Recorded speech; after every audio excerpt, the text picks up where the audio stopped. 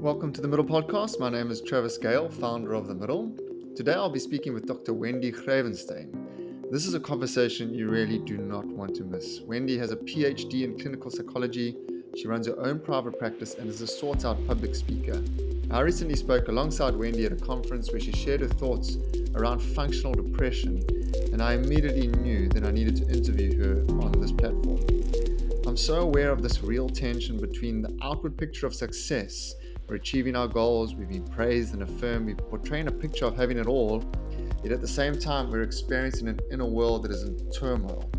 We feel empty, we feel the strong desire to withdraw, to isolate, and we experience restlessness and worry. And in this episode, we unpack what functional depression is, what the symptoms are, what the consequences are, and then what we should do when we find ourselves in that space. It's an incredibly insightful, practical, and encouraging conversation, and one that I feel is so relevant for many people today. If you're experiencing this tension between outward success and inner turmoil, then this episode is really for you. Let's get into the middle and unpack functional depression with Dr. Wendy Greyvensteyn. Hey Wendy, thank you so much for joining us on the Middle Podcast. It's an absolute pleasure to have you with us today. So I think it would be just helpful for the listener to understand a little bit about who you are and what you do, and a little bit of context that surrounds what you're going to be bringing to the table today. Yes, thank you for having me again, Travis. It's such a privilege to be able to speak to you, and mental health is my passion. So to be able to speak into that space is really just something that I think we should be doing as much as possible. So I am a clinical psychologist in private practice, and I also have rooms at a mental health and wellness clinic. And I think the reason I speak into the subject of functional depression is because I see it probably daily in my office. I have experienced it myself, and even the loved ones that I'm surrounded by have times where they would say they are functionally depressed. And I think we really need to be able to understand what that is and how best to assist ourselves and those that we work with, those in our families, to get through those tough moments. I mean, we've all heard the word depression, but I think what really struck me was this word functional depression. And as you said, we functional, but we're depressed. So maybe we just spend some time on this term of functional depression. How does that differ from depression? What is functional depression? I think that's a great question because we use terms interchangeably, and we speak about depression and functional depression and clinical depression. And so it's really good to be able to differentiate between all of those terms that get thrown around at times. I think the easiest way for me to explain it is to say that as a clinical psychologist and the psychiatrists, the doctors, other people in affiliated mental health professions use the DSM, and at the moment it's the fifth version, so the Diagnostic and Statistical Manual for Diagnosing Psychiatric Disorders. And in that manual, there is a description and a set of criteria that you need to meet symptom-wise for us to be able to diagnose you with having a major depressive episode, for example, or even something like long-term depression. There are many clinical terms and diagnostic terms that we use for that.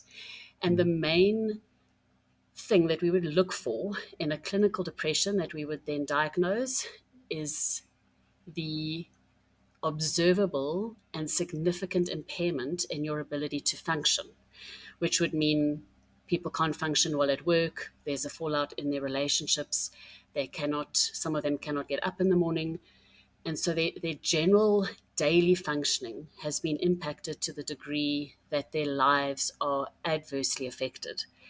That would be a clinical depression. Okay.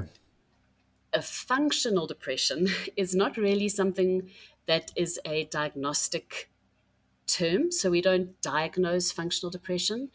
We would more likely diagnose major depressive episodes or major depressive disorder on a mild or moderate scale, if you were looking at it from a diagnostic perspective. And so the difference would be with functional depression, I think the name is suggestive of the difference, is that we see people still function within their lives rather Mm. effectively, but inside their thoughts, their emotions, how they experience their lives, they are actually quite profoundly depressed, but they Mm. are still functional. Yeah, I mean, that is really, I think, so powerful for what I'm seeing, especially in the corporate space, because you're essentially talking about an external world that looks like one thing. Yes. I've heard you say we're still focused and we're still reaching our goals and Mm, even being praised for our achievements, but the internal world is in turmoil. absolutely. And I think as people, we've become accustomed to wearing a mask and having a front that we put up for the people around us. And so we might be smiling on the outside, but internally we are falling apart. And Mm. there's such a pressure to keep up appearances and to meet deadlines and to climb the corporate ladder, to be an amazing mother, wife, husband, if you're a gentleman. All of these pressures force you to function in a seemingly fantastic way when actually it takes every ounce of your energy just to put on that mask every morning. Yeah. And if we had to, I know we talk about the inner world being in turmoil, if we had to almost dive into that a little bit, I guess more specifically, what are some of the emotions that are associated with that? How does one, I suppose, label what's actually going on within them? What are some of the things that they start to feel with this inner turmoil that's going on? Another great question, because it's so difficult to perceive what somebody is feeling internally when externally they seem to be in a great space. So maybe we could use a common example that I'm sure you see in the corporate world.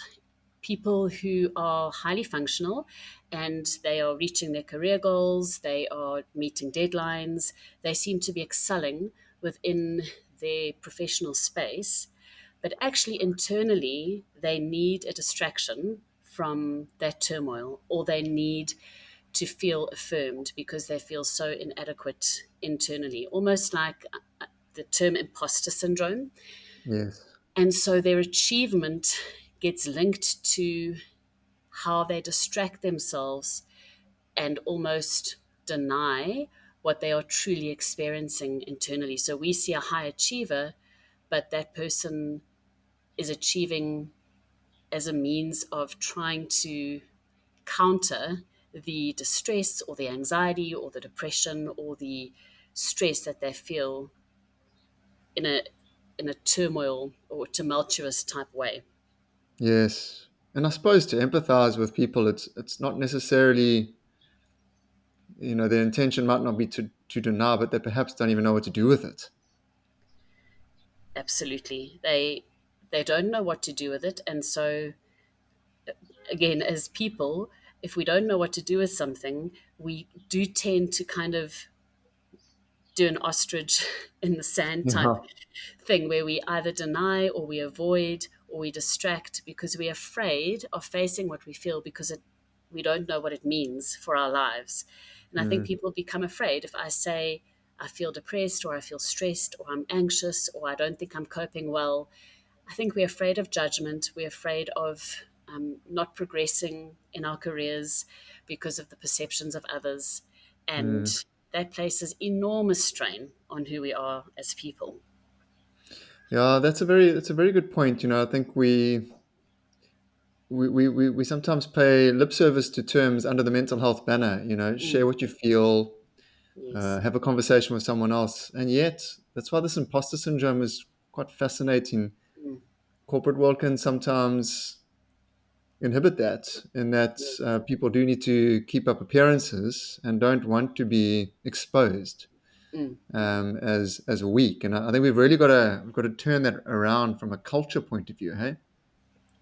yes, because the culture, you're absolutely right, is to not appear as if you can't cope and to forge ahead regardless of the cost to yourself, to put achievement above any other commitment, and it's it's not sustainable, and it ends up Mm. creating something that we just are not able to keep up with, and then we implode internally Yeah. because we can't actually explode externally within our work environments. Mm. Okay, I know. I think we'll definitely talk a little bit more about that as we talk about how to actually deal with this functional depression. But I do want to just lift the lid a little bit more on that imposter syndrome because I know you said it has a big impact Yes, on this functional depression. So for those that maybe haven't heard the term, or even those that have, just a little bit more on what it is. sure. So the imposter syndrome is, in essence, as we said in the beginning, you wearing a mask that is incongruent with how you feel internally. So let's take, for example, a person who is at a CEO level, very high management level, and they have it all together, making good decisions. They are well respected by their peers and by their employees. Their businesses are successful. Their families seem content. Everything, it's that picture of, I have it all together. But internally, that person is thinking, I'm not good enough. I don't know what I'm doing. I am not going to do this well enough. I can't make a mistake. What if people know that I feel depressed? What if people know how anxious I am? Um, it's that kind of feeling of who I am is not what I'm portraying. And if I get found out, then the consequences of that are dire. And Mm, that incongruence takes massive psychological energy to try and maintain. And to your point earlier, you said we feel as if we can't be weak. And I think we perceive saying something such as, you know what, guys, actually, I'm really afraid of making a mistake, or I think I did make a mistake, even acknowledging mistakes. We see yeah. that as a form of weakness instead of celebrating it as a strength, because it takes huge strength to be vulnerable. And I think we don't celebrate vulnerability alongside the perception of it being weakness. Completely. Yeah, that's exceptionally powerful, and there's probably a lot that organizations, but even families and Mm, I guess communities can do to not just encourage vulnerability, but also talk about how to deal with it. yes. And what you said was so powerful: the amount of energy that it takes to maintain Mm, the consequence of imposter syndrome when we're dealing with so much outside of that, just within yes. our external environment and everything that's going on with just our tasks and our jobs. So Mm, it's a lot, and I think humans perhaps underplay just how taxing that can be and the long term consequences of that ongoing burn. yes. We definitely do. And what we see from research is the fallout for our physiological health and well being. So, autoimmune disorders and disease, there are a myriad of diagnoses that stem from chronic stress because our bodies can no longer sustain what's happening within our minds and how we navigate our lives. And that Mm. then becomes almost a self fulfilling prophecy because your mind is not in a great space, you can't function optimally, your body is not supporting your desire to function, and it just becomes a vicious cycle. Yeah, and that will go back to what Mads was talking about. We just become too tired to deal with our tiredness, Yes. and we numb our emotions and just check out. And Yeah. yeah, and Mechanical, we become mechanical almost. yeah, absolutely. And yet the that doesn't mean that the consequences aren't being amplified when we're in that space. We're still compounding the challenges and the issues. We are, for You sure. mentioned that there's a difference between depression and anxiety. I think that's also just helpful for people to understand Mm. the nuances between those two terms. Yes, and again, there's such a massive overlap, and frequently when somebody is feeling depressed, they are feeling anxious simultaneously. So there are many things that are making them feel anxious, which leads them to feeling depressed, and vice versa. So we see the two clusters of symptoms coexisting frequently. But I Mm. think the main difference would be if we look at anxiety, it's a constant underlying sense of worry and almost like a feeling of dread. So, what happens if I don't do this? What happens if I don't do that? Are they going to find me out? Am I going to meet the deadline?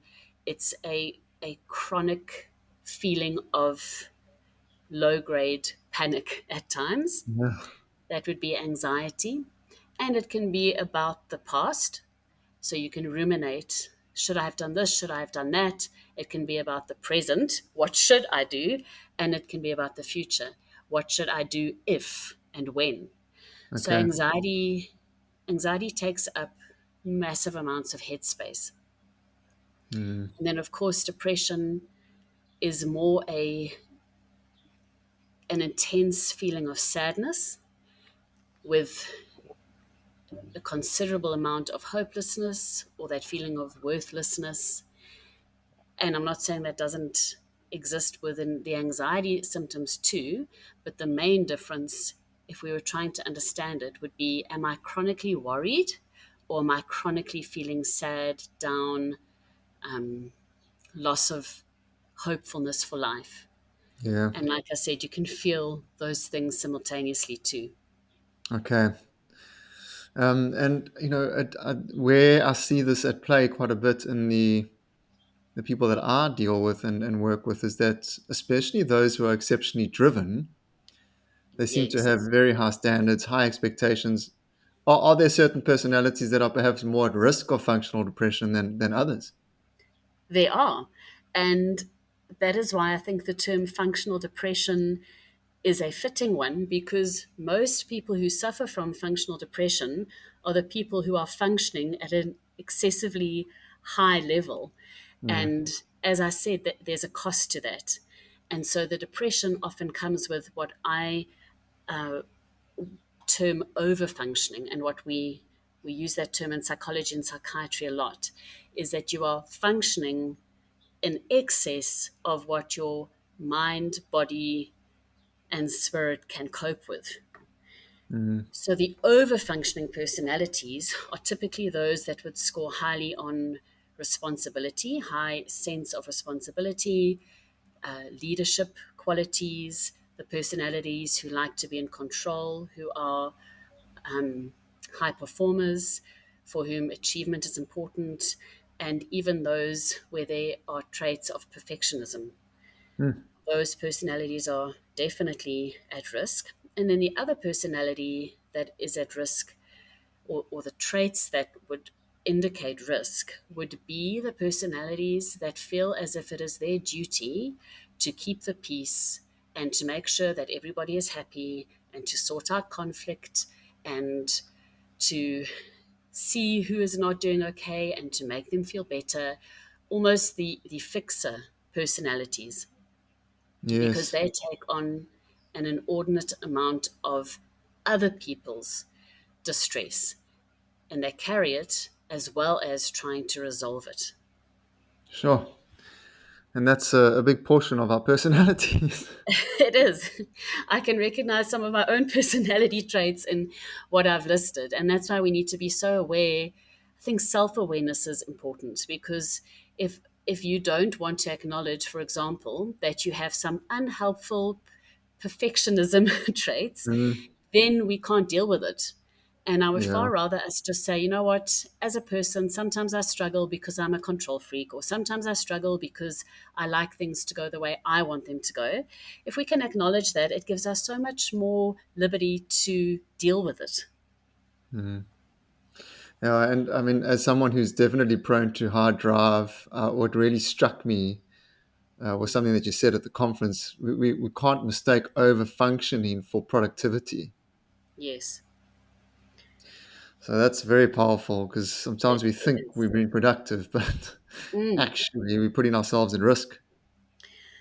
We are definitely putting ourselves at risk. And I think I hear what you're saying, and I relate to that because the personalities that are driven and who are achievement orientated often link that kind of achievement to the very central identity of who they are. Therefore, if Mm. I'm not achieving, if I'm not working, if I'm sitting idly by, then I am not good enough. Therefore, I need to be constantly functioning at a high level, can't rest, can't put my feet up. I need to achieve, achieve, achieve. And as you say, achievement doesn't necessarily mean productivity. It Mm. can be pathological in the sense that you just have to achieve in order to feel good enough. Mm. Yeah, and we speak a lot in the middle around the pause, the living a Yes. life in rhythm, solitude, Mm. a lot of these practices that, and I guess we'll talk about them as we talk about what to do about our functional depression. Yes. But you spot on. We like to fill the dead space with productivity, and I think the technology piece comes into play where we just got Mm. access to remaining on all the time through our phones, We do. and we're just not turning off anymore. We're not. And the difficulty with being constantly on is that we are also prone to constantly comparing ourselves to others. And that, in and of itself, is a cause of depression. If we look at the research on social media, we can see very clear differences between, say, for example, teenagers who spend a lot of time engaging in Instagram or any of those other social media platforms and those who don't, because our natural inclination is to compare ourselves to others. And as we all know, the phenomenon of social media is that it depicts a perfect life. And if you are always comparing yourself against that, then it goes to reason that that sense of depressiveness is going to increase. Hmm. Yeah, that's I'm just thinking ahead to the long term consequence of this, and I'm thinking, what do we have? What happens if we have whole organizations full of functionally depressed people or teams? Families. There has to be a long term consequence to this that perhaps Mm. we haven't even conceived of yet. Yes, there must be, because I think we almost use exhaustion, fatigue, burnout, those types of terms. Some of us use it as a badge of honor in the sense that we feel as if we're being productive because we are over functioning. And you can sustain the overfunctioning for a period of time, but you can normally only sustain it in one domain of your life. So if I'm overfunctioning in my work life, I am not going to have the capacity or the energy to function effectively, or let's say overfunction as a mother. And so Okay. what happens is I've used all my capacity to overfunction at work, and when I get home, there's little to no capacity for my children or my husband or any of my other life responsibilities. And Mm, so the fallout then starts to happen usually in the spaces that are relational because those feel like the safest spaces. mm. Well, let's talk about that. I mean, if somebody's asking themselves the question, how do I know? I can identify with what has been spoken about in this conversation, but how do I know if I'm functionally depressed? Are there any symptoms? You've mentioned the fallout with regard to relationships. So I guess there's an aspect of withdrawing. Yes. But what other symptoms are there? And is withdrawal one of them? Withdrawal is definitely one of them. And we see that in a clinical depression as well. We tend to withdraw because we actually don't have the margin and the emotional capacity to continue to function. And so withdrawal is a way in which the body and the mind is trying to refuel because there's just not enough left for all the demands in one's environment. So withdrawal is absolutely one of those symptoms, as is isolation. Mm, I think any marked change in behavior. So, if you were to say to me, you used to be a really social person, every weekend you needed to connect with close friends, but now you can't even get out of bed on a Saturday morning, then we would start asking questions about why your body and your mind and you as a whole person, why is it that you can't function on a Saturday morning? We would mm, ask that. I think what we haven't mentioned, and it can overlap both with depression and anxiety and functional depression, is an underlying agitation or irritability. And again, that goes to capacity and margin. And you can think, if we are at work over functioning, we have to put in this energy to appear as if we're doing incredibly well when internally there's a turmoil. With all that energy being expended, when you get home, there is no more energy to be patient and to be engaging and to be emotionally present. And when we have very little patience and emotional space, we tend to become irritable and agitated. And so, an increase in irritability, agitation, loss of patience, um, little anger outbursts, those would be strong indicators of functional depression. Okay, that makes a lot of sense. And I think because so much of our lives are about relationships, we've got Yes, relationships with colleagues, we've got relationships with customers, we've got relationships with our families and our friendship circles. We've even got a relationship with, I guess, our communities in this country. yes. All this agitation, irritation, temptation to withdraw and isolate, it all, I suppose, bubbles to the surface and starts to impact on the quality of those relationships over time. It does. And I think the tragedy in that is that whether you are, the terms introvert, extrovert, ambivert, whether you enjoy spending huge amounts of time with people or you prefer not to, we are all still relational beings.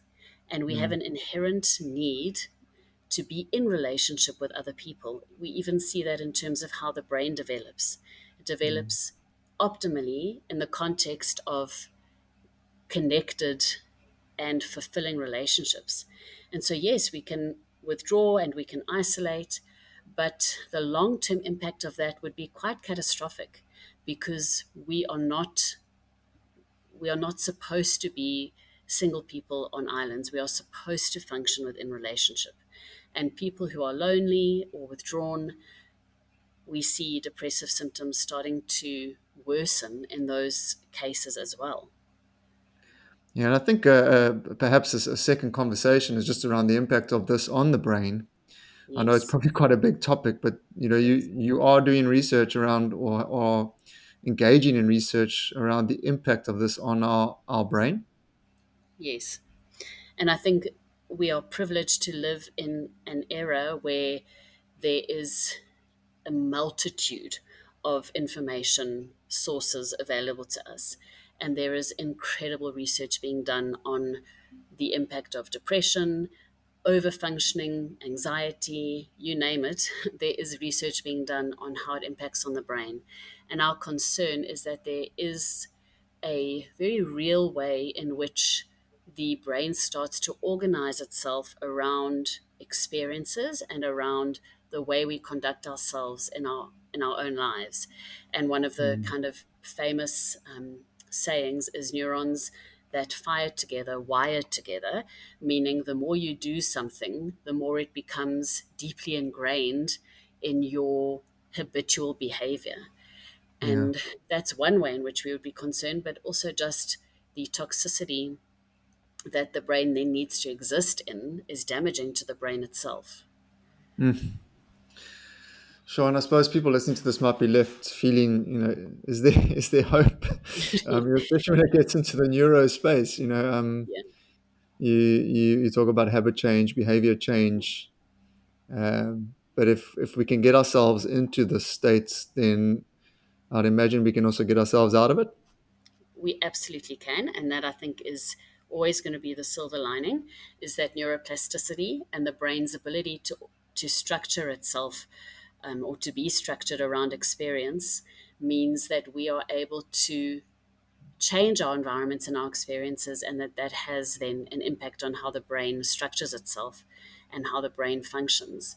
And so I think I spoke at the Made Whole conference about a piece of research that was released by Neuroscience News in October of 2022. And Mm, they said that they had done a research study where they had looked at inpatients that had received treatment for depression over a 5-week period. and they did an MRI scan before the treatment and after the treatment. And in those 5 weeks, the MRI scans, once that treatment had been completed, showed an increase in brain connectivity, and that the infrastructure of the brain had actually already been changed in that short period of time. And the caption that they used in that article is, the brain has much more flexibility in Right. adaptation over even a shorter time than previously thought, which basically Wow. means in a short period of time, we can undo a lot of damage if we are intentional and consistent in how we tackle that. Brilliant.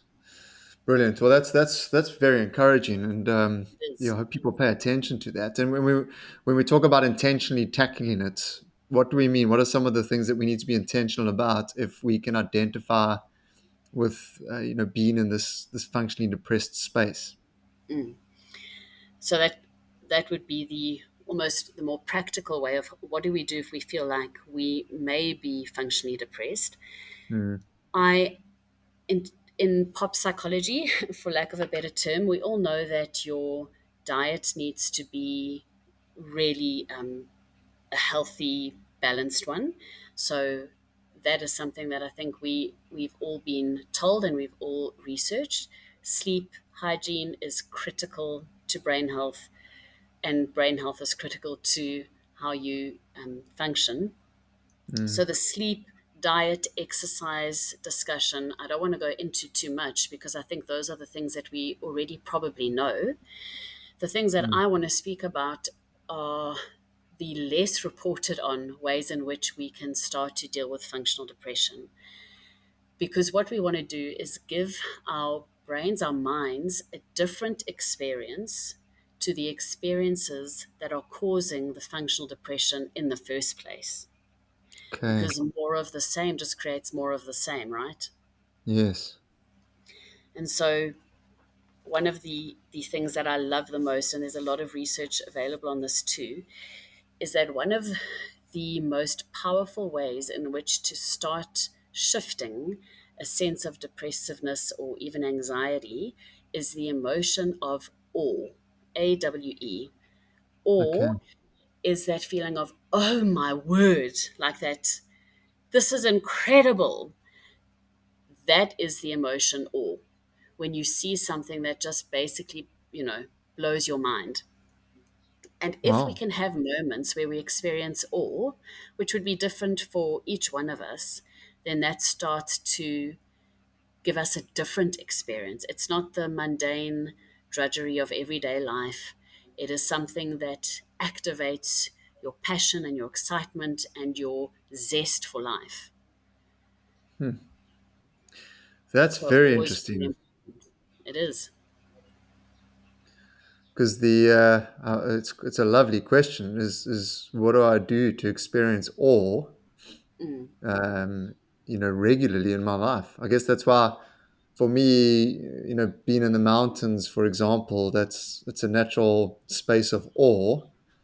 But I yes. hadn't necessarily made that link and thought about it like that. Why does that have such an impact on my perspective, my emotions, my spiritual life, everything? Being in that Mm. space of awe. It really is that. And I think for those people listening, the obvious experiences of awe, like being in nature, being in the mountains, are incredible, but it feels unachievable on a day to day basis, right? Almost like, well, Mm. we can't go to the mountains every day. There Hmm. are smaller ways in which we can experience awe. Even if you listen to an incredible piece of music, for example, that can give you Mm. the feeling of awe. With the moms that I work with, I'll say that if you kind of zoom in, would be the language that we would use. If you zoom in to the eye color of your child, or their chubby little cheeks, or their missing front tooth, that can give you the sense of awe. You can go for a bike ride. There are so many things, but it Yeah. would be that feeling that you feel invigorated by. And I think we need to ask ourselves, what makes me feel alive or brings a sense of joyfulness into my life? And those things simultaneously would be giving you the sense of awe. Mm. Yeah, I think that's brilliant because it means that you can find awe, at home, in the places that you're exposed to every single day.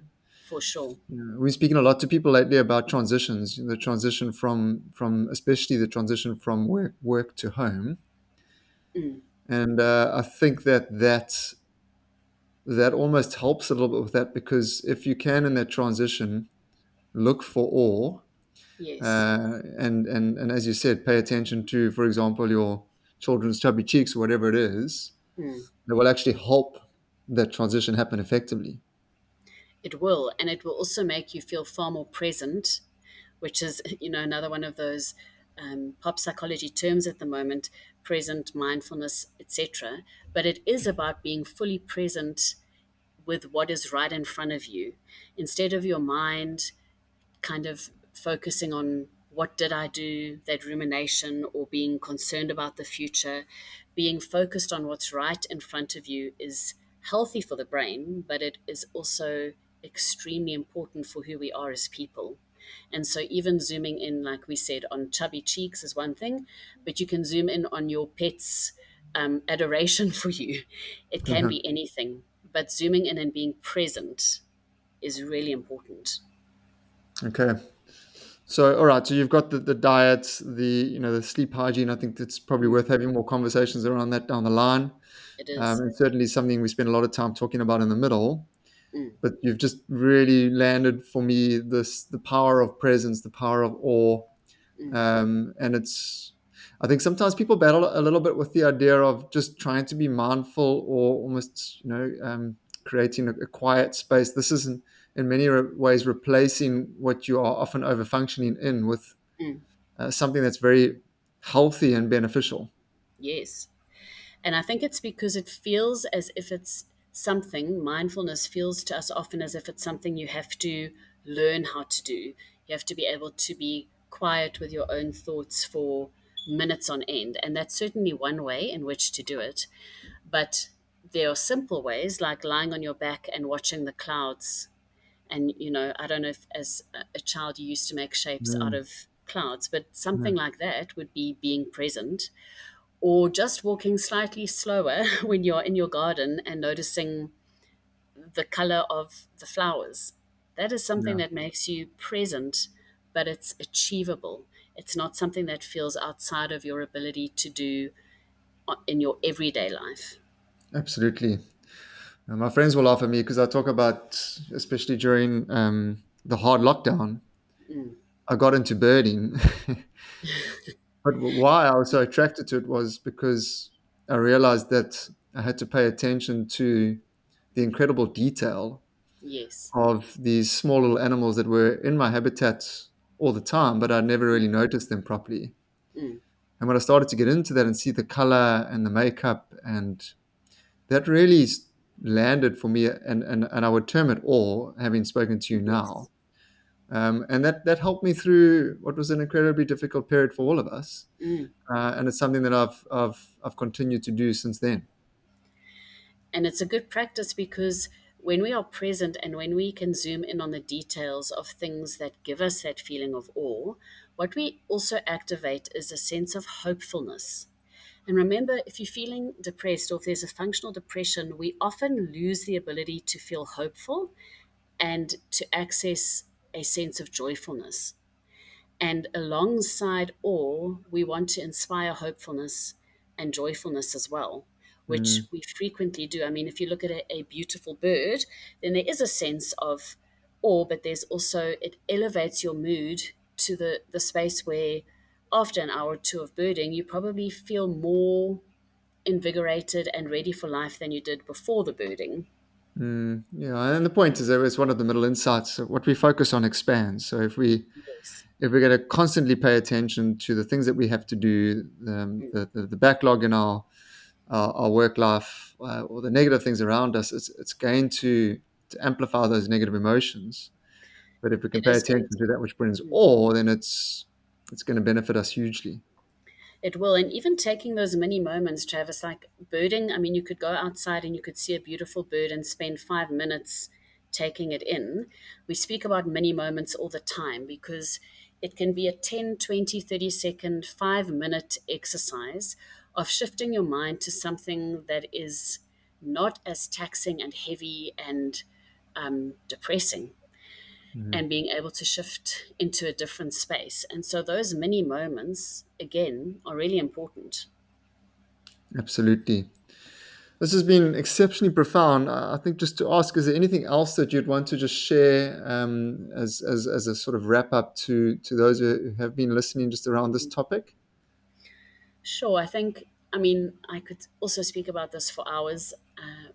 I think the concept of laughter, I know again it's not something we speak about often, but when we feel functionally depressed, we often stop laughing. And laughter is essential to who we are as Mm. people. So finding opportunities to laugh, even if it means you have to put on a really kind of slapstick comedy, whatever it is that makes you laugh, when you're feeling depressed, that is powerful. The ability to laugh gives us perspective again, and it inspires that sense of hopefulness. I Mm. think novelty is something that we know assists us when we're feeling depressed. So doing something that you've never done before is a good way to shift your brain space from this is what I'm thinking, this is what's going on, to hey, my brain actually has to reorganize because it needs to take in a new experience and it has to adapt to that. So anything novel, even if it means you bake a different type of cake, or you drive a different kind of car, anything that can just give you that sense of novelty Mm. is important. And then relationship, drawing close to the people that you do love and that you do have good relationship with, so that you are not trying to tackle life with that sense of loneliness. I'm alone in this world. No one knows what I'm thinking. No one knows what I'm feeling. Because as we said earlier, we are relational beings. And to that point, monitoring your relationship with yourself. Remember, the imposter syndrome is around almost self punishment and self deprecation, such as, I'm not good enough. What if people knew that I'm not perfect? I can never make a mistake. I'm a failure. Those are unhelpful ways in which to interact with oneself. And I think we have to give Mm. ourselves more compassion and understanding, such as, Wendy, if you make a mistake, that's okay. Next time we'll just try something different.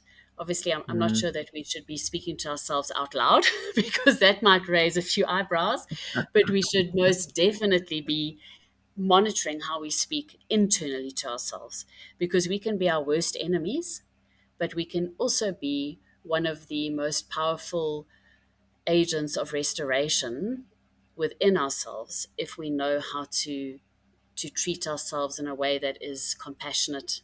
Accountability, yes, but compassion being so important. Absolutely. We have to be kind to ourselves. And I mean, I'm glad that you also mentioned that point. You know, we've got to talk this out and not to try and slog it out alone. Mm, And I can't tell you how many times when I talk to people or when I'm even in a group of people talking with each other, we seem to have this very odd perception that everybody else is completely okay. yes, And when we hash it out, we actually realize, okay, other people are battling with similar things or slightly different, but we're all in the same boat in some respects. we are.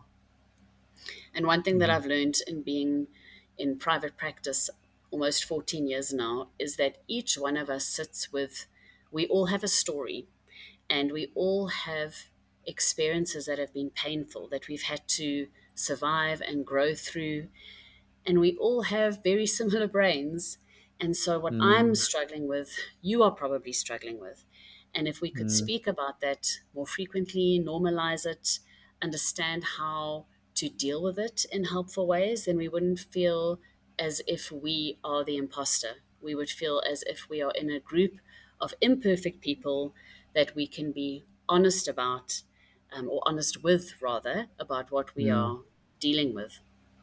Mm. Absolutely. Thank you so much, Wendy. This has been a fascinating conversation. As I said at the beginning, I'd love to check in with you again. I'm sure that those that are listening would love to hear more. That would be wonderful. Um, yeah, and this mental health topic is definitely a big category of conversation for us at the Mm, middle. But thank you for the work that you're doing. As you said, 14 years, it's a long time, but this is also a lifetime of work. So, yeah. keep going. And, thank you for the difference that you're making. Thank you, Travis, and I'm grateful for this podcast. I think that we need to be speaking into this subject area as much as possible. So thank you for providing that forum where people can feel that they are also normal and that we are all going through this life together. Absolutely. Thank you, Wendy. Thank you.